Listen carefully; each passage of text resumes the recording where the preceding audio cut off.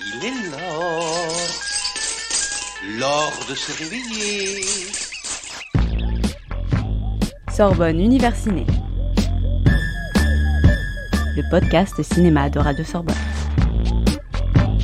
À quoi tu penses? Je pense que quand on mettra les cons sur orbite, t'as pas fini de tourner. Merveilleux le cinéma.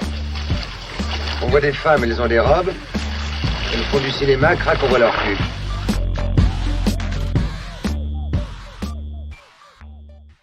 Bonjour à tous. Aujourd'hui, Sorbonne Univers Ciné vous emmène derrière vos écrans, c'est-à-dire dans le milieu des salles de cinéma. C'est Zoé pour Radio Sorbonne Université. Les cinéphiles et autres curieux de films cultes connaissent tous la Filmothèque du Quartier Latin, cinéma indépendant qui projette au pied de notre chère Sorbonne. Eh bien, la Filmothèque n'est pas qu'une salle, elle abrite aussi dans ses bureaux sa société de distribution de films de patrimoine qui répond au nom de Ciné Sorbonne. Le métier de distributeur est peu connu dans son fonctionnement, même si tout le monde a déjà entendu parler des grands noms comme Paramount et Universal. Pourtant, c'est un jalon essentiel à l'industrie cinématographique. Sans eux, le film ne serait tout simplement pas projeté dans les cinémas. Mais pourquoi ? C'est la question à laquelle nous allons tenter de répondre aujourd'hui en compagnie de Colline Porté, chargée de distribution pour Ciné Sorbonne, et de Christine, le film de Carpenter qui ressort en version restaurée le 27 octobre. Avec ce film de 1983, Carpenter se renouvelle après l'échec commercial qu'était The Thing. C'est l'histoire d'une automobile surnaturelle et malveillante qui prend petit à petit le contrôle de l'adolescent, joué par Case Gordon, qu'il a acheté et qui tue tous ceux qui essayent de les séparer. Donc bonjour Colline. Tout d'abord, question un petit peu basique, mais comment es-tu arrivée dans la distribution finalement ? Bonjour. Alors, je suis devenue distributrice un peu par hasard. À la base, je me dirigeais donc vers le métier de script. J'ai fait une fac cinéma à Bordeaux et un master ensuite. Mais je me suis vite rendu compte que le monde des tournages n'était pas du tout ce que j'avais imaginé. J'ai vécu de belles choses, mais j'y trouvais pas totalement ce que j'étais venue chercher dans le cinéma. J'ai donc commencé à travailler dans des festivals de films, ce que je fais d'ailleurs toujours parallèlement à la distribution, et puis en exploitation. J'ai dirigé un petit cinéma de proximité pendant quelques temps, et puis je suis passée chargée de logistique et de coordination pour un réseau de cinéma de proximité, Artec Cinéma.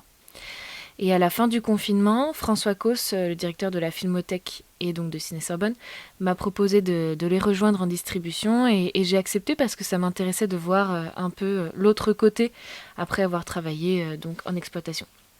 Les deux filières sont évidemment liées et complémentaires. J'avais l'habitude de m'adresser aux distributeurs pour programmer des films dans les cinémas, et là c'est plutôt l'inverse. J'ai un catalogue de films et je m'adresse aux salles pour leur proposer nos titres, et j'essaie aussi de les accompagner dans la programmation de nos sorties.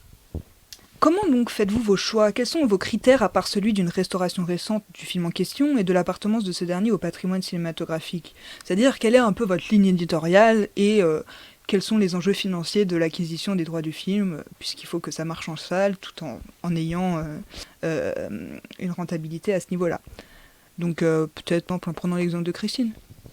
Oui, alors le choix des films vraiment appartient plutôt donc au directeur François Cos, même si évidemment on en discute ensemble. Je pense que le premier critère c'est d'abord les goûts de chacun qui entre en jeu pour choisir les titres, mais aussi l'actualité, la restauration, savoir si c'est un film à restaurer ou pas, la dernière sortie en salle, les nouveautés, etc. C'est un peu un mélange de plusieurs paramètres qui font qu'on va choisir de ressortir tel ou tel titre. Parfois, on a des idées précises en tête et on s'adresse donc à l'ayant droit. Et parfois, c'est en regardant leur catalogue qu'on s'arrête sur tel ou tel film et que ça nous donne en fait des idées de sortie. Pour Christine, du coup, par exemple, quand on a souhaité l'acheter, on s'est orienté directement vers Parc Circus qui gère les droits du film. On a négocié ensemble le prix, la durée des droits qui varie souvent entre 3 ou 5 ans. Là, en l'occurrence, c'était un peu plus inhabituel parce qu'on a les droits pour seulement 1 an.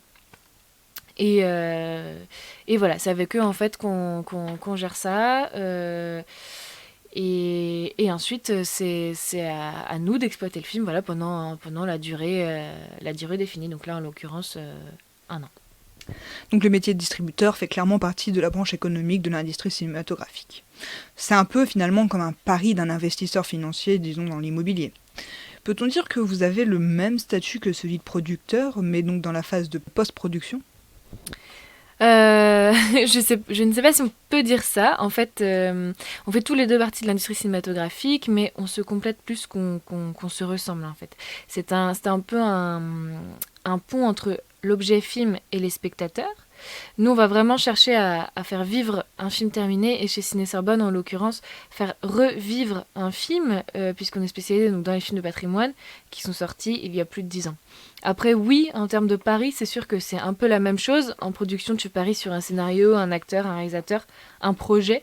Et nous, en distribution, on parie aussi sur le film qu'on va acheter, puisqu'on n'a aucune garantie des résultats en salle, surtout depuis le Covid.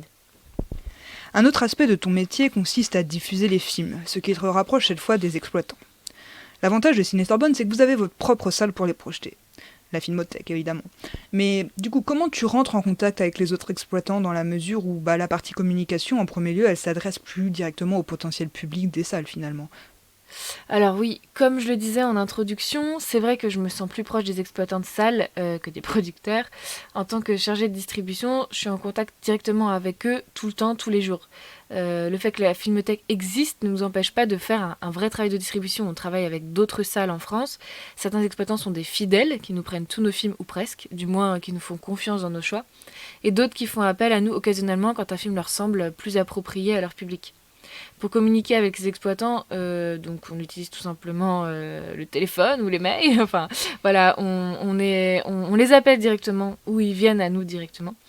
Et on refait aussi du matériel de communication qui s'adresse effectivement au public, mais aussi aux exploitants, parce que c'est en voyant nos affiches, notre bande-annonce, que ça peut aussi leur donner envie de projeter les films dans leur cinéma. Ça les aide aussi, eux, à attirer un public dans leur salle, etc. Donc pour Christine, par exemple, qui sort en salle le 27 octobre pour Halloween, on a fait appel à un graphiste pour refaire un visuel, l'affiche et le flyer. On a travaillé avec un monteur pour faire une nouvelle bande-annonce, et avec ma collègue, on essaye aussi de proposer à chaque sortie des idées d'animation ou de partenariat aux salles, pour accompagner le plus possible l'exploitation du film. Là, par exemple, on va travailler avec Fais pas genre, qui ont des critiques un peu partout en France et qui vont donc intervenir dans les salles. On organise également un quiz, des jeux, etc. Mais pour revenir sur la question du contact avec les exploitants, des fois ils vous contactent et des fois vous prenez contact, mais donc du coup quand vous prenez contact, ce serait plus en sachant que ça pourrait les intéresser finalement. Oui, c'est ça. Enfin, voilà. Après, en fonction du film qu'on a à distribuer, on va cibler tel ou tel exploitant parce qu'on sait un peu ce que eux projettent dans leurs films. On connaît un peu leur spécialité, savoir s'ils font un peu de patrimoine ou juste de temps en temps. On voit un peu quel est leur public. Et quand on a un doute, on va directement leur poser la question. Mais c'est vrai qu'il y a quand même un groupe d'exploitants avec qui on travaille fréquemment et on sait en fait que ce genre de film peut attirer du public dans leur salle, peut leur plaire, peut enrichir leur programmation. Donc on va directement, on va directement traiter avec eux. Mais ça ne nous empêche pas de quand même toujours chercher d'autres salles ou d'autres festivals ou voilà, en fait, à essayer d'exploiter le film le plus possible, le plus largement possible et voilà, du mieux qu'on peut.